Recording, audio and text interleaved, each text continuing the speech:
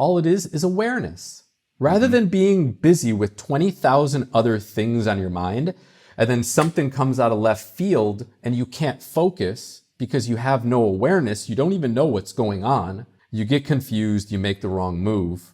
When you meditate, especially meditation in the morning, you're going to take all of that baggage out early on. You clear all the garbage from your being, from your person, and now you can actually operate in the real world throughout the rest of the day, focusing on what you need to do rather than worrying about the past or being pissed off about the past or being worried about the future, right? Now you're here.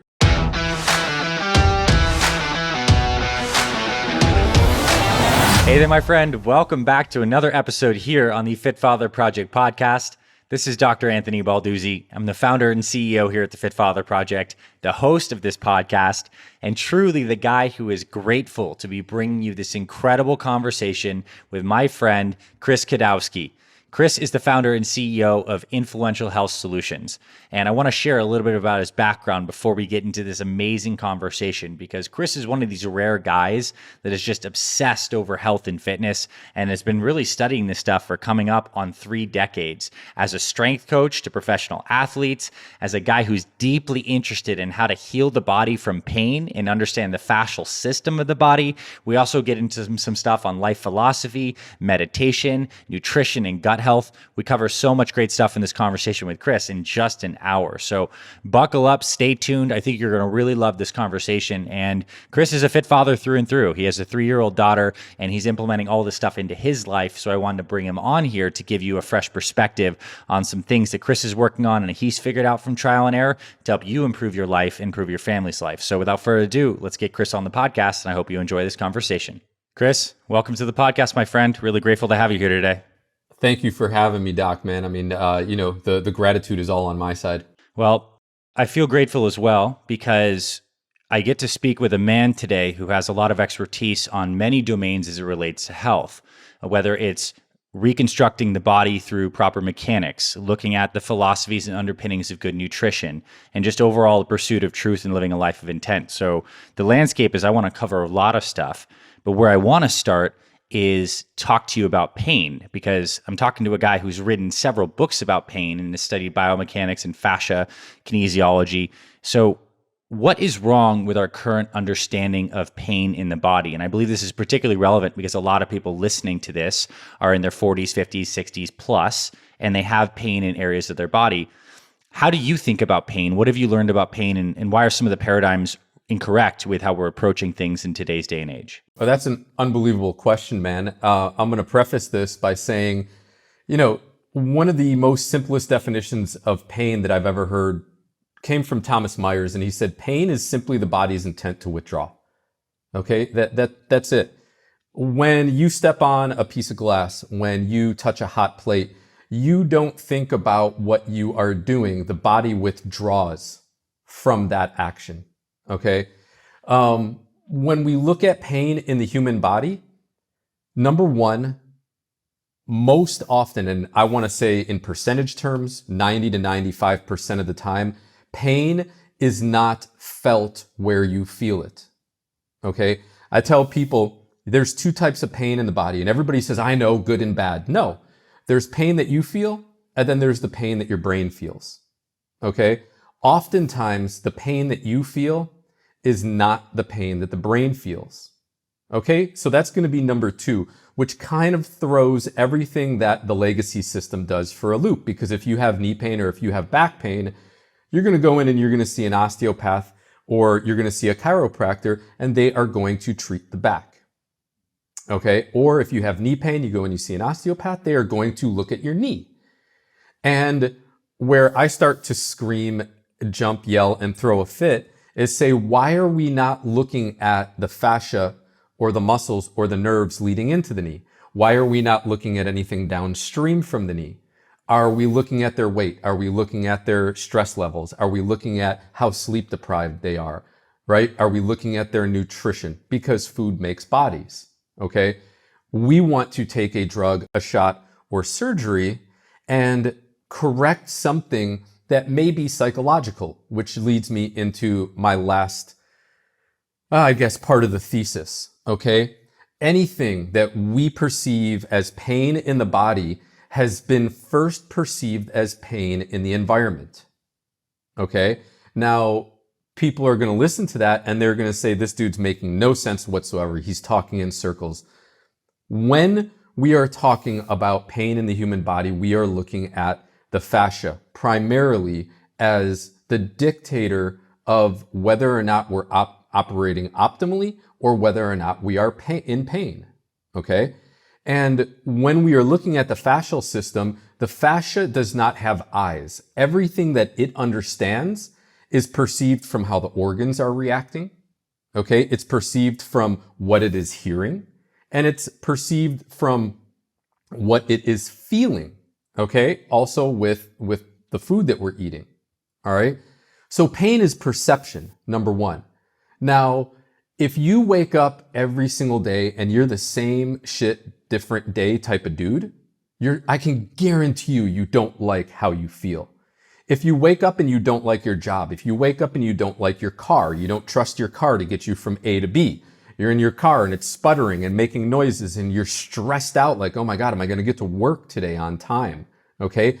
That can very easily turn into head, neck, and shoulder pain because you're literally gripping the steering wheel and you're holding on for dear life. Like, oh God, are my brakes going to work when when I'm on the freeway going 90 miles an hour, when I have to stop?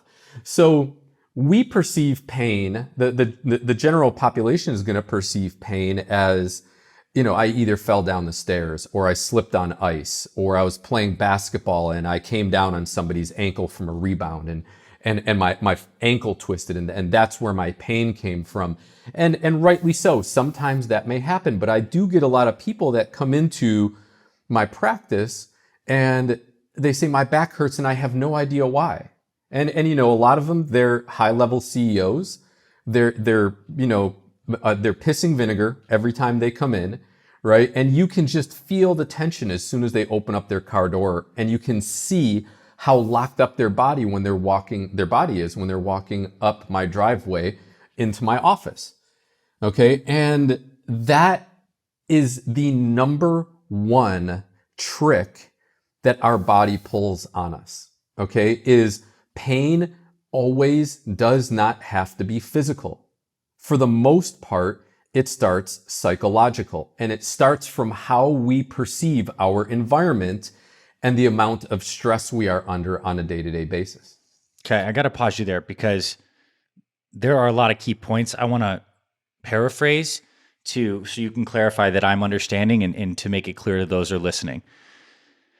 This body and this experience of being embodied as a human is a combination of the mental and the physical. And there's this interplay between the emotions and how that translates into the body through this perceived experience. So when we're stressed, this is going to be an experience in the brain and the nervous system that can create the perception of pain and change this fascia, which is the connective tissue. So for those who are not, don't have degrees in anatomy, kinesiology, this fascial sheath, this is connective tissue that connects the body in planes and wraps around our musculature and communicates with our organs and conducts electricity. So there's a lot we're learning about fascia. This system is a communication vehicle, and there's alarm bells that go off when we're feeling stressed. So a lot of pain can be acute. I could have less cartilage in my knee and I have a bone-on-bone pain, or if I have an ankle sprain. Yet at the same time, a lot of chronic pain can be long-standing, perhaps stress and emotionally based. Like I know my traps get stressed and tight sometimes when I'm working on my computer and neck pain, et cetera. Is this the kind of the crux of where we've gotten to so far in this discussion? Yeah, absolutely. And it's really difficult, man. I've been hitting the podcast circuit pretty hard lately, and every time I get on and I mention fascia, I realize that we don't really have a very good working definition of it, and really when we are trying to understand fascia, or if somebody's saying that they understand fascia, it's not really that well understood. One of the reasons why I understand it, I feel better than most, is because I get to study it and work with it in human beings. Okay.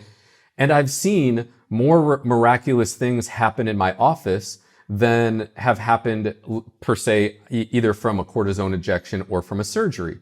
And when you talk about something like having a knee being bone on bone, I'm finishing up working with a gentleman right now who has a x-ray showing how his right hip sucked up into the pelvis, okay, bone on bone in there. The guy was at a 10, a pain of 10 every single day.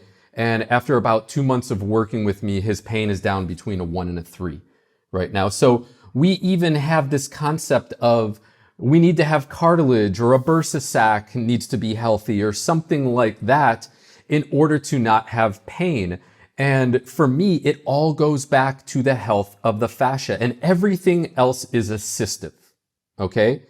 We know since 2009, Gibson et al. Created a study showing that when we exercise, it is not the muscle tissue that gets sore, it's the fascia. And he did this with an irritant. People walked downhill, their legs got sore. The next day, he shot their muscle tissue with a sugar irritant. They didn't perceive any more soreness. He used an electron microscope, injected the same irritant into the ECM, the extracellular matrix between the skin and the muscle, and people instantly felt more soreness. Okay? So what are we training when we exercise? We think that we're training our muscles and they will get bigger. Yes, but why do they get bigger? To assist the fascia with more surface area to contract. Okay, so when we are looking at the human body, the only and the first system that we need to pay attention to is the fascia. And Andrew Taylor Still knew this back in 1899, the godfather of osteopathy. When to find the cure of disease, one must first look to the fascia. That was one of his quotes. We knew this in 1899, and in 2009, the meetings of the mind get together in Boston for the first fascial conference, and they figure out we know probably about 4% of what this thing does. Mm-hmm. Right? And, everybody who's been through anatomy class, you cut open the skin. The professor says, take the connective tissue, throw it in the trash. Let's get to the meat. Let's get to the muscle and the bone and the capillaries and the arteries and the nerves. That's the good stuff. And what we're finding out is that dead fascia is pretty much worthless, but living human fascia is our archetype or our architecture. Everything that the body operates off of, it is this web. And like you said, it wraps, it rotates, it penetrates everything. We even find that it penetrates bone, right? So, what an ingenious system where everything that you can kind of see from a cadaver is literally secondary from what you need as a human being that's living.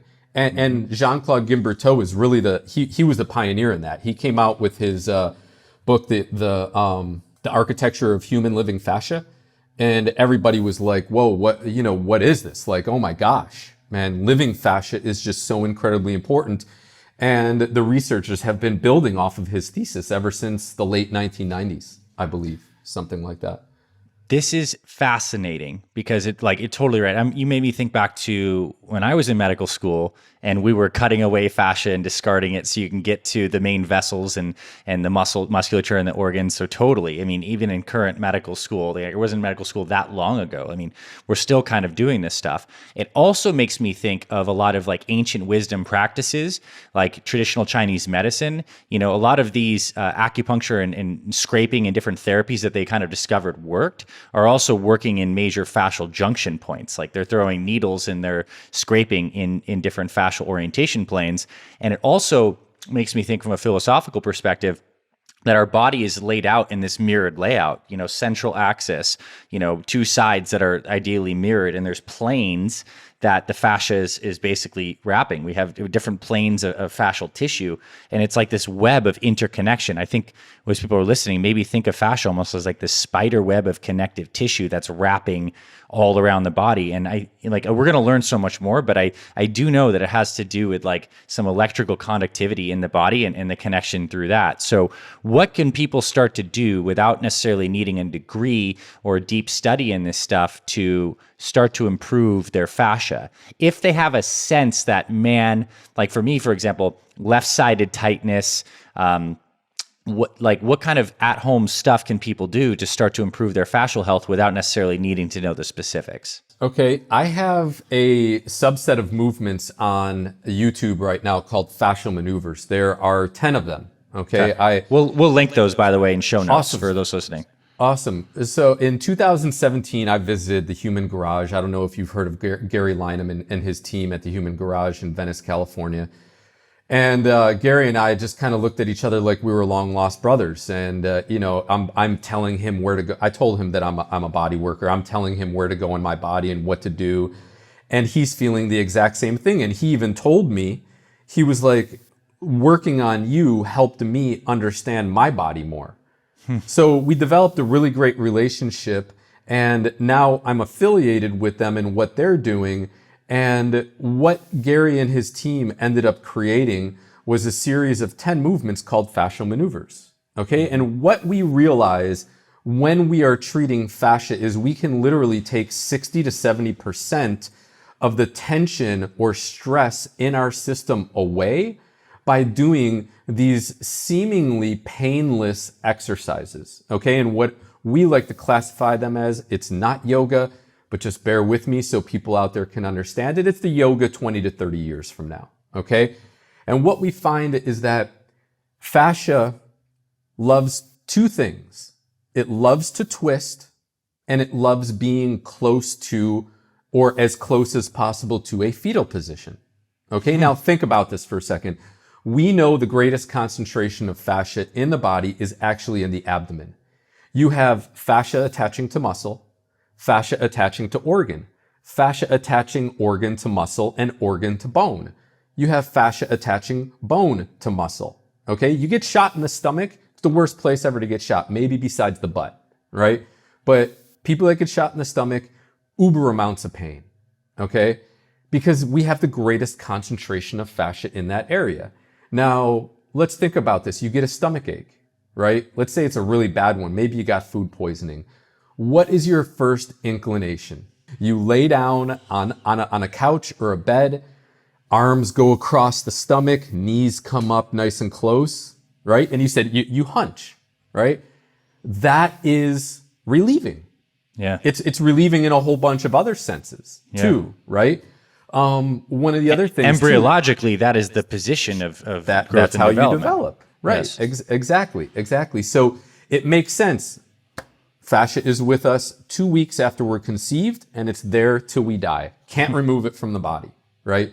Two of the most alarming statistics that we can ever understand about how important fascia is. It's developed before the brain and before some of the central organs, okay? We can take a heart out. We can take parts of the brain out, right? Lung, kidney, liver. We can take a spleen or a gallbladder, right? But when you look at, okay, like those are some pretty important things for the body. You cannot take fascia out of the body until you're dead.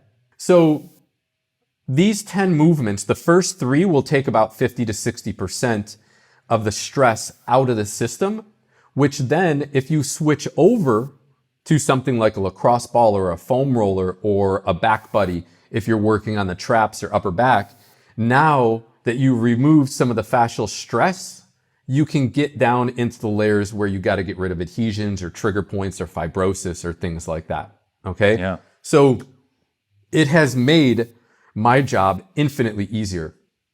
When I work with people now in my practice, most people start off with the fascial maneuvers. We'll usually do 2 or 3 of them, areas that they still have sticking points. And then they'll get on the table and I'll start to work the fascia and the muscle and the nerve and the bone and whatnot. And it like I said earlier, it's made my job 10 times easier. So everybody out there right now, you can go to YouTube, type in my name. I have all 10 fascial maneuvers up, and we're adding more and more as we start to learn more and more. But really, if you want to improve the neuromuscular system, it starts with getting the stress out of the primary organ that affects those. Mm-hmm. So that's what people can do. And one of the reasons why I like it is because it's pain-free. Okay? People do not have to get into really awkward poses like yoga. Like let's say something like a tree pose. You watch the You watch the instructor get all the way down in a tree pose and you can't even cross your one leg over the other, right? Yeah. And you're sitting there kind of like, this is dumb, I can't do it. Okay, so all of the movements, they can be done by anybody. I have had one or two people in my practice come in where they were in so much pain, it made more sense to start off on the table. They could not get into these twisting positions because they were so tight and they were in so much pain. Okay, yeah. So that's very few people, but for everybody else, and especially if you don't have pain and you just want to care for your body and you don't want to develop it as you age, then that would even be more of a reason why you should do them. Totally. And it also makes me think too, when you think of a young body, maybe like you have a 3-year-old child, right? Supple. Tissue is supple. It's very supple. And as we get older, it's like a process of dehydration, calcification, and like tightening of these tissues in a bad way. So it almost feels like this is the motion and lotion of like the rotation that we need to do, especially for people as they get older and people often like to play like trunk rotating sports, whether it's golf or tennis or stuff like this, man. Keeping your fascia healthy seems like paramount. Now, we could do the rest of this podcast on fascia, but I want to pause here because I think people have a good takeaway to go and we're going to look up in the show notes, do these primary movements on fascia, maybe do them in the morning. The key, as I'm thinking here, it's like consistency is the game. This is not something you just do once and you're magically there. You continuously repattern and get that fascia to open. I want to transition though to maybe some of your other topics of expertise. And I'd love for you to speak to your philosophies on nutrition, because I know you also wrote a book on nutrition. And let's talk about it. Like, how do you feel that humans today should eat or maybe even think about nutrition? Okay. We're going to back up there for a second, and we're going to talk about something that you mentioned before that question. There are parameters that we need to be concerned about in the body, specifically in relation to age, okay? The first one is at age 30, okay? We know by the time people are reaching age 30, like you said, tissue is drying out. We're already getting stiff, okay? That's number one, okay? Number two is we are looking at bacteria in the human body, all right? And what we know right now is that there is not just one genome in the human body. It's not just the human DNA. We have the bacterial genome and we have the mitochondrial genome. And then we have the DNA, the human genome, all right? So when we are looking at age, for instance, all right, as we start to age, in our middle 20s to 30s, we have decreasing levels of bifidobacteria and Akkermansia, okay? By the time we hit 30, 35, we are producing less melatonin in the human body also, all right? So you look at a child. My daughter is 3 years old. By the time she wakes, she sleeps for 12 hours, high melatonin production. By the time she wakes up till the time she goes to bed, she is a neuron firing off the wall. Okay? Uber amounts of energy. Studies show she has very high levels of bifidobacteria and Akkermansia. Okay? So now, when we look at aging past 30, we get to 3 stages of age-related decline where the older you get, the faster you get older. And guess what? They are dictated by the fascia. So by the time we are 36, okay, the ECM, our extracellular matrix, this skin between our skin and our muscle, flips a switch and says, we need more pro-inflammatory properties in the body because we're getting older, okay? The next time this gets ramped up is when we're 60, and then the third time that it gets ramped up is when we're 78, okay? So by the time we turn 36, we already need to be increasing our levels of Akkermansia and bifidobacteria, and we need to make sure that we are keeping our levels of melatonin high. Now, how do we do that? We do that through nutrition, and we can biohack it by either having blue light blocking glasses on if we're on the computer for 8 hours a day. And then we can use something like nighttime blue light blocking glasses as well if we're going to sit down and watch Netflix or a movie or something like that. Preserve the body's ability to make melatonin. How do we boost bifidobacteria, and how do we boost Akkermansia? All of this stuff is what changed my life last year when I read Joel Green's book, The Immunity Code. And then I am now halfway through becoming an immune-centric coach to help other people with their nutrition and whatnot. But basically, the foods that feed bifidobacteria are going to be resistant starches, okay, steel cut oats, something like that, dry, don't cook them, all right? You're going to look at something like cold, sweet, or regular potatoes, baked potatoes, okay? Bake them, let them cool down for 10 to 15 minutes. The sugars in the potatoes turn to resistant. You feed your gut bacteria, and this is why it's important. You feed the gut bacteria, the good gut bacteria, it gets happy and talks to your mitochondrial genome and says, hey, we have the right amounts of energy coming into the body. Tell the human genome that we can perform optimally.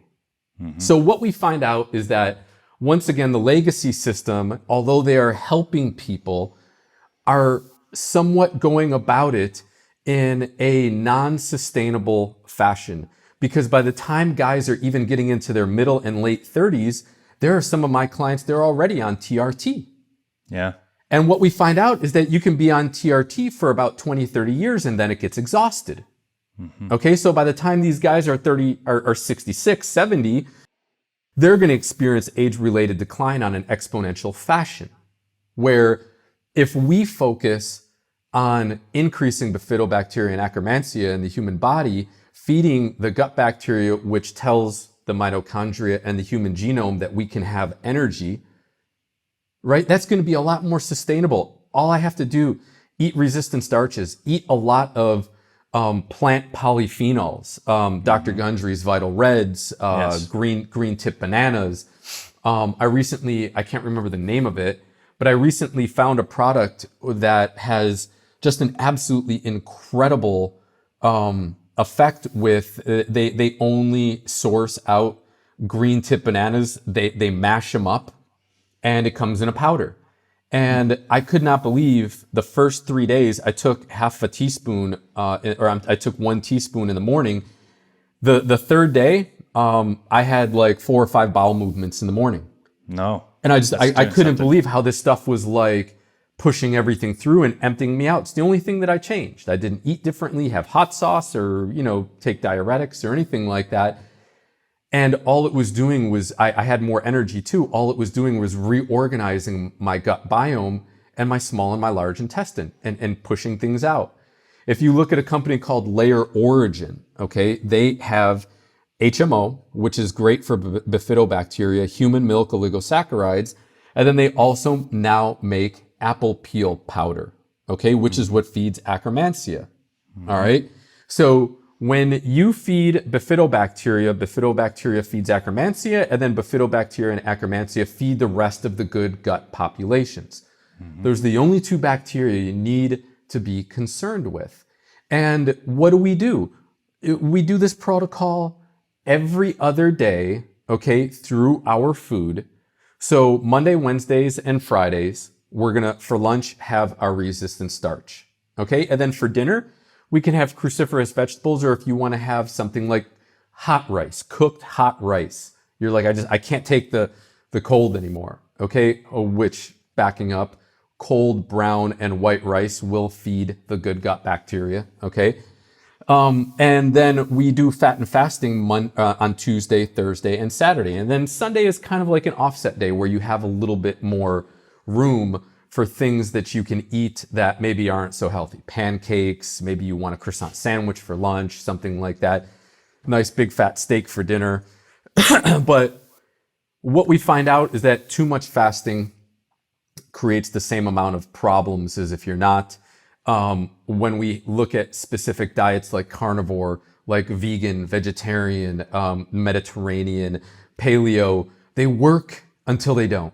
Okay, and that's what happened to me. When I hit 40, the metabolic typing diet that I was doing, it was ketogenic-ish. It stopped working. I didn't like how I felt. And my energy started to fluctuate, but it was maintainable. When I hit 41, my energy started to fluctuate even more. Okay. And I was like, rather than being like energetic and then not energetic for a little bit and then energetic for a while and then not energetic, it flipped. I woke up, I wasn't energetic. I had energy when I ate. It dipped in a half hour later, no energy for 3 hours. Ate, had energy for a half hour. I'm like, my system, something's broken. I got to fix it. Okay. So, 42, by the time I hit 42, started having problems sleeping and I started gaining inflammation, got into stage 2 adrenal fatigue. And I was like, I know I burned myself out, but this is not like me. Like I've never gotten this bad. And basically what I ended up finding out was that my gut was broken. And my gut had broke, I want to say probably around the age of 25, 26. That's when I started my journey into metabolic typing. And basically what I did was I was on the verge of pre-diabetes because I ate nothing but carbohydrates. I did not introduce any fat into my body whatsoever. I got to the point where I was so extraordinarily tired all day, every day. I was like, I need to change how I eat. Read a whole bunch of books. William Walcott's Metabolic Typing really struck me. Got certified. The first day I woke up, had 3 eggs, 3 pieces of bacon. I was lit. I was lit. I mean, I couldn't believe how much energy I had, how much I could focus. And basically, instead of correcting the problem, I got rid of everything that was producing the problem. Yeah. So by the time I got into my 40s, as that age-related decline started to increase and accelerate, my body simply said, you can no longer ignore this. You can't ignore it anymore. By avoiding it, now the problems are going to accelerate because my body's not as efficient. Okay? Yeah. So as I went on my healing journey once again, and I figured out what was wrong with me and I fixed it, I have more energy than when I was 18 now. Nice. I have more energy than my daughter at some time. She's telling me, she's like, Papa, stop. It's like, you got to slow down and just stop being so crazy. But that's the type of vitality that I'm used to. And anybody that's out there that is not operating in vitality, you don't know what you're missing. You really have no idea what you're missing. I want to pause you there for a second, and I want to relate this to the kinds of things that our program members are doing. And I was smiling as you were originally recounting the nutrition advice that you're giving out because it tracks super similarly to how we approach things with the Fit Father and Fit Mother programs. One of the things you mentioned is the priority on working on gut health is massive. And notice that you didn't say, go take this probiotic supplement. You said, let's get prebiotic fiber in there. You mentioned green tip bananas. So bananas that still have some green on them because they're full of these resistant starches, these fructooligosaccharides. Very good. Now, one of the things that we do with our program members is, one, we typically have people do lower carb breakfasts because it just works well with people's circadian rhythm. Cortisol is rising and it keeps the blood sugar in a pretty stable thing in the morning. But we have them include in these shake recipes, without them knowing the specifics, prebiotic fibers. And for lunches, they're getting salad with oftentimes, or in dinners, sweet potatoes. So you're baking in these prebiotic fibers into the plan, which supports good gut health. And then what you mentioned too is the idea of fasting. You definitely want some because it creates a beneficial change in the body, certainly hormonally and with inflammation, but too much can cause a problem. And I also was thinking too, with the whole people who are going very carnivore or keto, a lot of them they're kind of throwing the baby out with the bathwater, as you said. They're removing a lot of inflammatory things, but perhaps missing out on the power of these prebiotic fibers and starches that could be in the nutrition plan. That's why we like the right number of carbs in the plan, but it's just like the right portion at the right times. And a lot of these are helping because if you're feeding just 2 macronutrients, protein and fats, you're creating a pressure on the gastrointestinal system and the gut bacteria that will probably change things. So this balanced approach makes a ton of sense. And I love that you mentioned the idea of like free meals where you're intentionally building this in. Once a week, you're having something there. It's good psychologically. It's actually good physically from like a leptin perspective. It can be, depends on what kind of things you have. This is good. But I think the take home for people listening, especially those who are not as scientifically oriented, is getting good fiber to fuel your gut bacteria is huge. And the concept we talk about here of the perfect plate, where for dinner, people are having half their plate with some kind of veggies they love, a quarter with some kind of healthier carb. Now people might be eating their cold sweet potatoes after listening to this, or their rice, and then a quarter of protein. Tends to work great with giving the system what it needs. So that makes a ton of sense. And the protecting melatonin as we age too, right? Because that's not just good for circadian rhythm. It's an antioxidant and anti-inflammatory in the brain, the central nervous system. And I'm looking at what's happening for so many people. Cognitive decline is on the rise massively from dysregulated blood sugar, probably from melatonin disruptions. A lot of really powerful stuff you shared there. Yeah, absolutely, man. One of the other things that I want to share with my fit fathers out there that really, really helped me, two things actually. If you do a lot of cardio, take some form of beet juice or beet powder before you do the cardio, okay? And what that does is it vasodilates, it opens up our blood vessels, okay? We are going to be able to create almost a heart-healthy environment while we're doing the cardiovascular work, okay? The second thing is in age-related decline, what we find out is we just don't recover as fast from heavy weightlifting, right? Yes. There's a protein called ERK that starts to decline in the human body when we reach the point of 36, when we reach the age of 36. So how do we hack this? How do we turn that back on? 6 hours after you weight train, you want to take two supplements, Fucoidan, approximately around 500 milligrams, and then you also want to take around 3,000 milligrams of vitamin C. It's an incredible hack that turns ERK on right at the correct moment, as a young body would, that will help you feel less sore the day after or any other days. Also, the first time I did that hack, I could not believe it. I woke up the next day, nothing ached, and my muscles were sore like they were when they were young. When prior to that, it was like the last 3 years, Doc. I mean, every day that I'm training I was training in perpetual soreness and achiness. Nothing recovered. And because I've been lifting weights my whole life, I'm just like, okay, whatever, like it is what it is. Like I'm always sore. But when I found out that I could do something about it, it totally changed my world. And now here I am once again being able to weight train or do, I primarily do CrossFit. I have a full gym in my garage and in my backyard and whatnot, but I can train, I can do what I love. That's basically what I'm trying to say. Yeah. I can do what I love again instead of being like, oh, I'm old, I better just go warm up the tennis court and the golf clubs, and I can't lift weights anymore. When I love it. I love to lift weights. It's been ingrained in me ever since I was like 8 years old. It's all I want to do. Yeah, it's truly the fountain of youth. And I think it's really cool that you mentioned that about the beetroot powder. Very potent vasodilator. We actually just reformulated our super fuel protein powder that we make for our program members, and we included betaine in there as well, one of the active ingredients in that beetroot powder, because we just know it's so good for circulation. It's like a natural enhancer, and I think that's really cool, really important.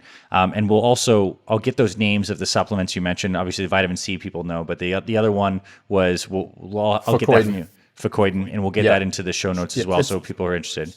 It's a brown seaweed. Okay. Nice. It's also very anti-carcinogenic. Just something, and it'll give you a little bit of a test boost too. Mm-hmm.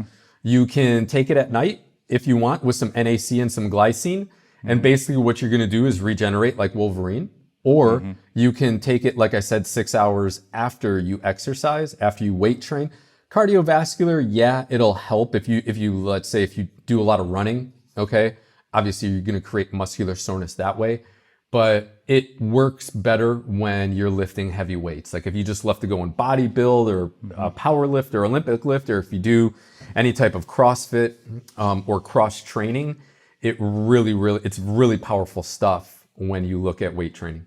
Nice. Well, our guys and our gals listening to this do you could say CrossFit-like workouts, like metabolic resistance training. High They're intensity combining, hit workouts, stuff they're like doing that. swings, kettlebell swings, squats, shoulder presses, renegade rows, push-ups, and circuits. So that seems like that'd be very valuable. Now, I want to switch gears one more time. This will be like the third part of this conversation. And I want to talk about some of the things that you've discovered that have been most impactful on mindset and maybe life philosophy. Because when I was reading your bio, coming into this, I was very struck by the fact that, one, you've worked with a lot of athletes in college settings, university settings, and you would have some of your athletes read some essays by Ralph Waldo Emerson or poems by Walt Whitman and things like this. And it got me thinking, man, I think Chris has a lot to share on that front too. So I would love to kind of just open the floor for you to share some of the impactful things you've learned about mindset, truth, philosophy, and perhaps how this all ties together in the conversation we've had up to this point.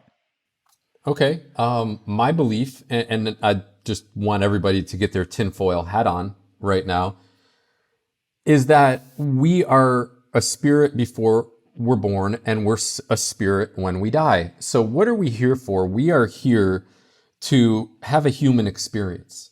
And there's a lot of people that I encounter where the physical is the only thing that they perceive as real, when in fact it is the most fleeting thing.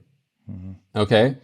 When I recognized that fact, was the day where I started to make meditation a priority. Okay? Prior to that, I thought it was just a bunch of woohoo. Like my brother had been doing it 20 minutes here and there, and I always used to make fun of him, right? And I was just like, wow, Nick, like you're so silly, are you all Zen now?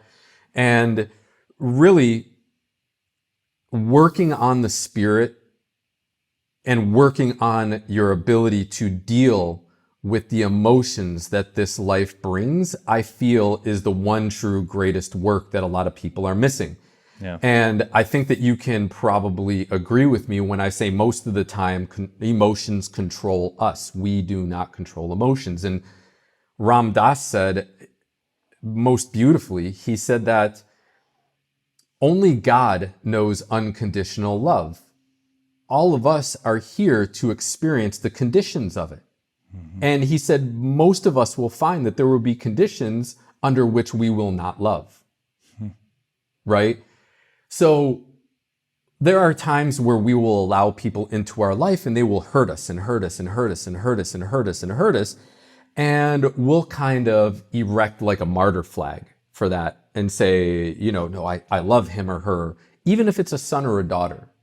And what I have found, I was previously married and then I remarried now, and obviously we have a child together. In my previous marriage, I found conditions under which I wouldn't love anymore, where I actually loved myself more than the way that I was being treated. So I ended that marriage.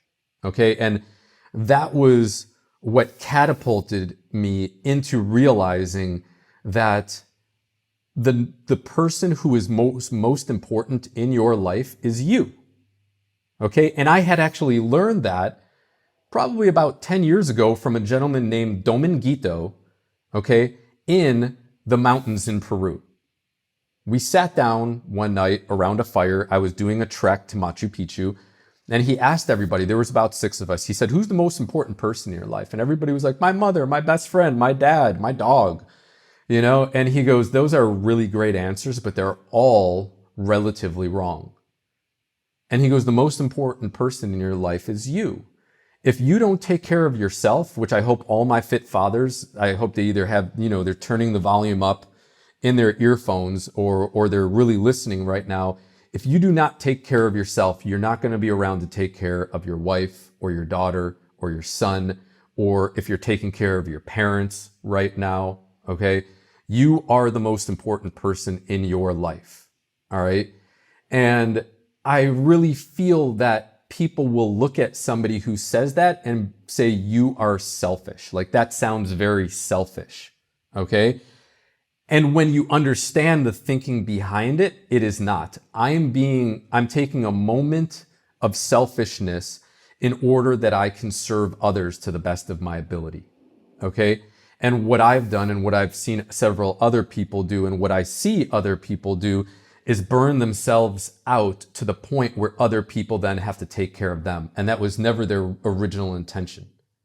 They said, I'm not going to eat healthy because I have to take care of this. I'm not going to go and exercise because I have to do this. I'm not going to get the sleep that I need because this is more important. And what I'm trying to help people understand is all of that other stuff is very, very fleeting, and it's going to disappear if you don't take care of yourself first. So there was a couple of things there. Yeah. I try to stay neutral. There are a lot of people that go way off into the spirit world. They have more than half of their body in the spirit world, and they have like just one little toe left over here. And I'm not going to say that as long as you meditate and pray every day that you never have to go to work and earn another dollar, or maybe do stuff that you don't like to do. All I'm saying is that by meditating or praying, the stuff that you don't like to do becomes less and less of a hassle. Mm-hmm. Okay? And you look at books like Dan Harris, 10% Happier.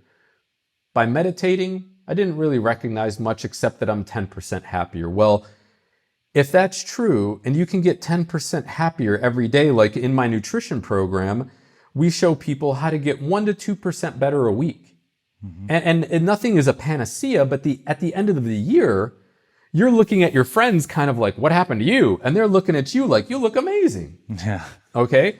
And what happened was they declined 1% per day, where you reversed that decline, and you actually got younger by 1% per day. Okay? When you develop a routine, and like you said, consistency is key. Nothing happens without consistency. Okay? Very, very important. As long as you're consistent, start off wherever you can, 5 minutes a day, 15 minutes a day, it doesn't matter. Okay? I use a program called HoloSync, which basically does the meditating for me. I don't know if you ever heard of it. It's an electronic program. You listen to a bunch of tones and a bunch of chimes, and there's a carrier frequency underneath that irritates the neurons in your brain. And what that does is it raises the perceived level of stress to the brain. So stuff that used to really freak you out, you now kind of look at and you're like, that's not that big of a deal. And what happens when we can control our emotions? Solutions come to us much faster and much easier. Okay? Mm-hmm. Rather than freaking out and being like, oh my God, I don't know what to do. And then you act completely impulsively and make matters worse. Yeah. Right? A lot of people say all of a sudden life starts to work in slow motion. And what is that? All it is awareness. Rather than being busy with 20,000 other things on your mind, and then something comes out of left field and you can't focus because you have no awareness, you don't even know what's going on, okay? You get confused, you make the wrong move. Where when you meditate, especially meditation in the morning, you're going to take all of that baggage out early on. You clear all the garbage from your being, from your person, and now you can actually operate in the real world throughout the rest of the day, focusing on what you need to do rather than worrying about the past or being pissed off about the past or being worried about the future, right? Now you're here. Mm-hmm. And when you operate from the here and now, everybody knows you can be quite productive.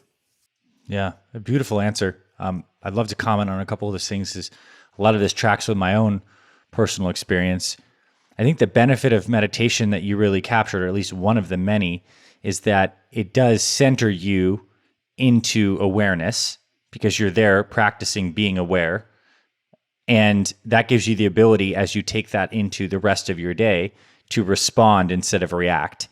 It enables you to be conscious in terms of the choices you're making.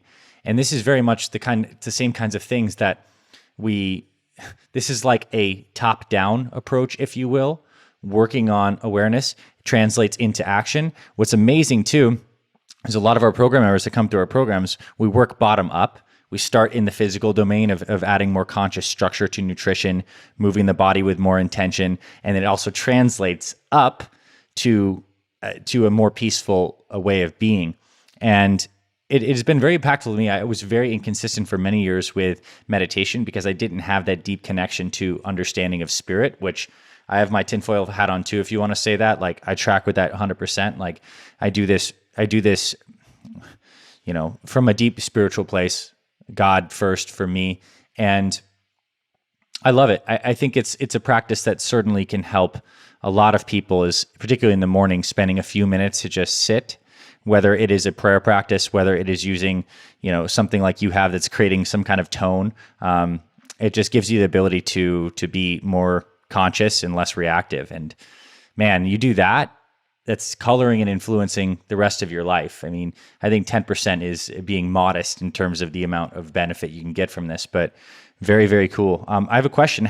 Your whole world changes. I have a question. How as a parent, how are you teaching and translating some of these deep learnings and truths that you've discovered to your kids, to your daughter? Are you working on anything with her and her development? I know it depends on the age of your kids, but or at least how are you thinking about maybe conveying some of these practices and understandings as a dad? Sure. I mean, she's going to be using the Headspace app when she turns old enough, where she'll be doing little 5-10 minute meditations here and there. What's interesting is that my wife was meditating along with me, and when she was pregnant, she obviously meditated in the morning with me while she was pregnant with Emerson.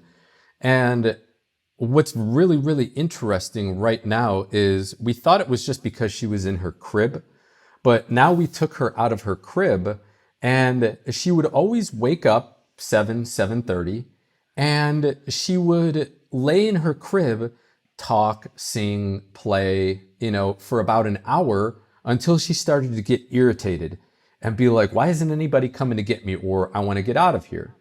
And we thought that was going to stop once we took her out of the crib and got her into the bed. So we're preparing. She does the same thing.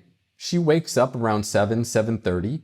She stays in her bed, or she at least stays in her room, and she'll get a book and flip through the book, or she'll talk to Teddy, or she'll talk to Kitty, or she'll sing, or just lay there and relax, right?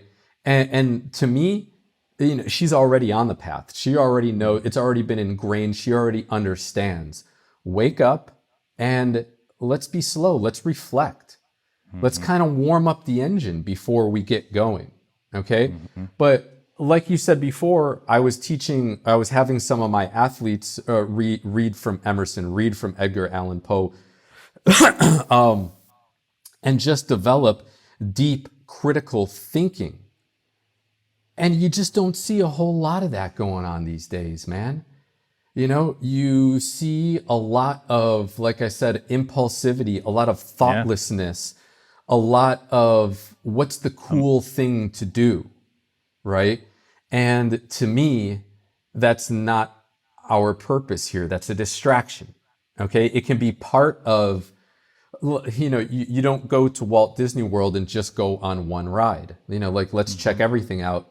And really let's entertain variety, okay? And, when you see women going to get a Brazilian butt lift with stuff that you patch car tires with, it breaks my heart. And I wonder what type of home they're growing in, what they grew up in, what they're learning, and what they are really interested in, because to me, it seems like they're lost. To me, it seems like they're lost. I get my daughter, and like everybody would say, my daughter is beautiful, man. She is absolutely gorgeous. And people see her and they always look at me and they say, you're going to be in some trouble when she gets older. And I go, oh yeah, why is that? Oh, well, she's going to be bringing home boy after boy after boy after boy, and you're going to have to get a gun or a knife or something like that. And I look at them and I say, I don't worry about a single thing, because she is going to grow up knowing what a self-reliant man is, and she is going to make her choices of boyfriends based off of that. I fully intend that is how I'm going to cultivate her and have her grow up. So if she makes the decision to like another boy, I know that was a decision that I probably made, that I helped her make. So I don't worry about the boys that she's going to be bringing here. Okay. If you are, that says a lot about you as a parent, and you need to make changes to yourself first, okay, before you try changing someone else. Beautiful answer. I really resonate with basically all of that. And I want to conclude this with two things. One, a question we ask everyone who comes on the podcast is, what does it mean to you to be a fit father? And then two, after that, I would love for you to share with us ways that people who are inspired this conversation can connect with you deeper, to learn more about your work, to help them fix their pain, maybe to dial in some more nutrition stuff, all of this. That'll be the second thing. But first, what does the idea of fit father mean to you? To me, being a fit father means controlling your health, man. Controlling your own health.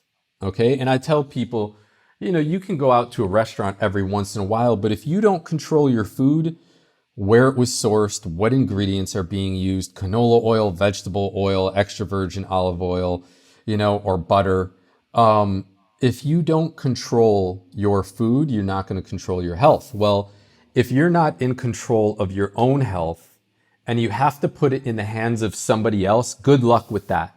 That's all I have to say. Okay? And it troubles me that this information is available to anyone, but not everybody chooses to search it out or accept it. Okay?